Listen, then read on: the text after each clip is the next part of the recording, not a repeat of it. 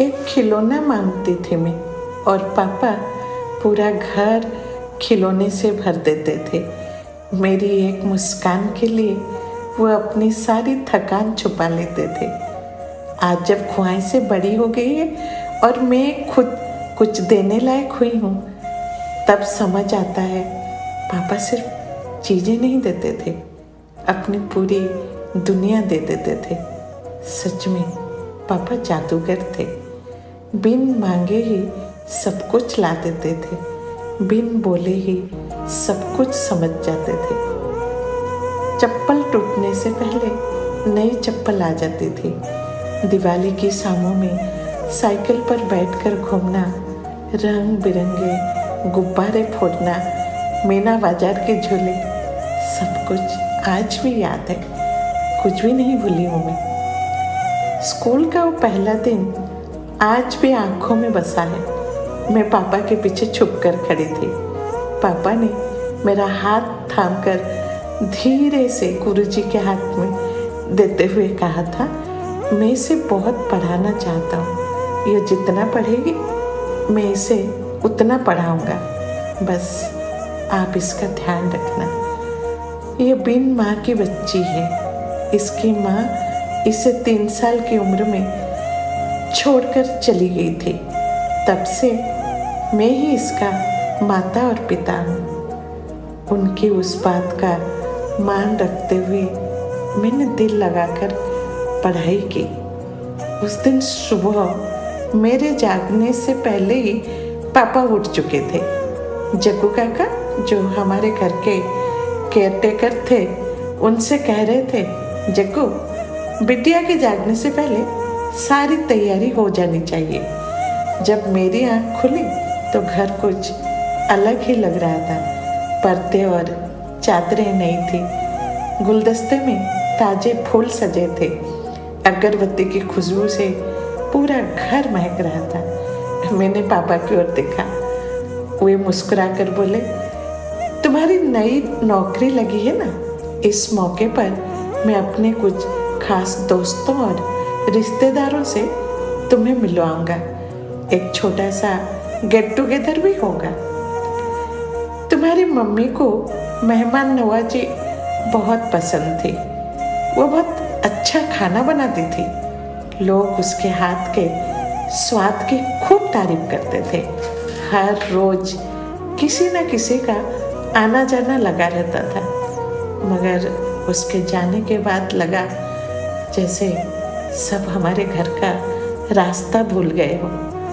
आज बहुत दिनों के बाद घर में थोड़ी चहल पहल होगी।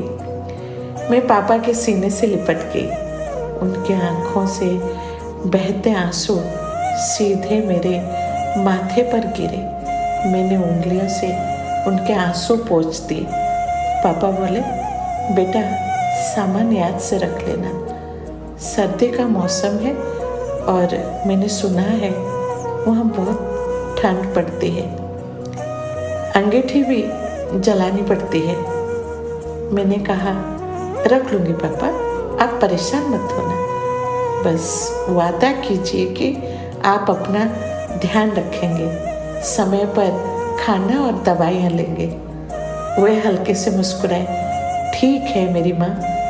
अगले दिन मैं अपनी मंजिल की ओर निकल गई। जग्गू काका को सब कुछ समझा दिया था।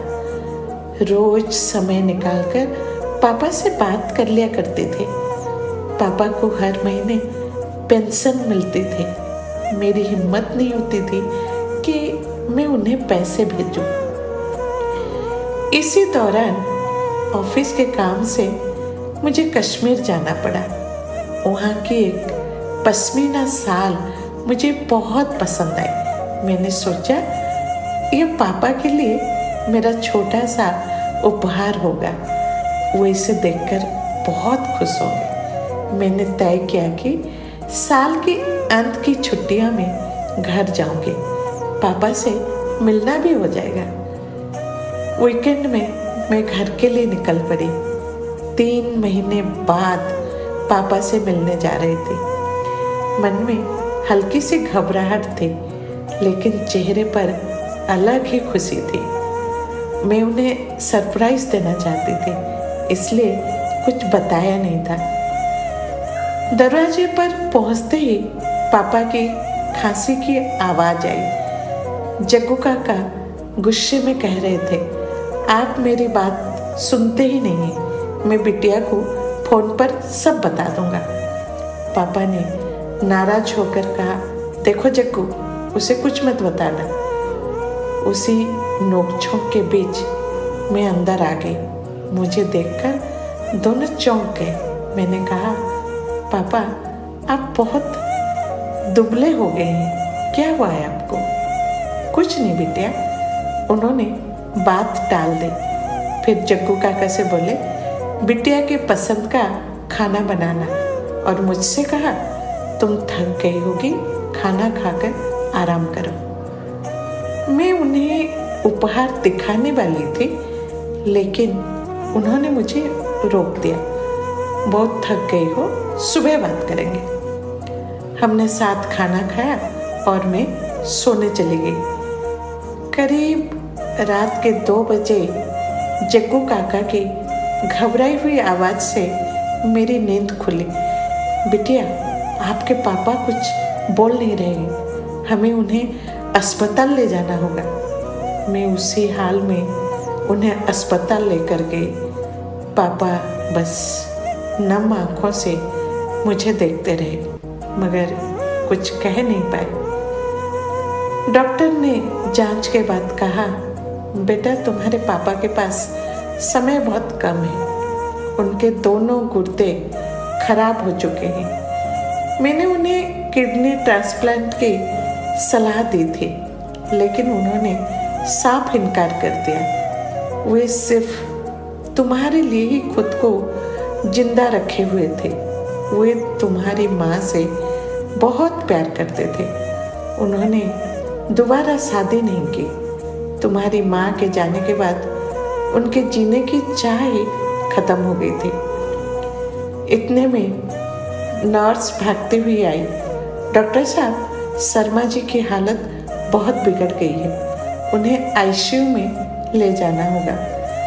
आईसीयू में पहुंचते ही पापा ने दम तोड़ दिया।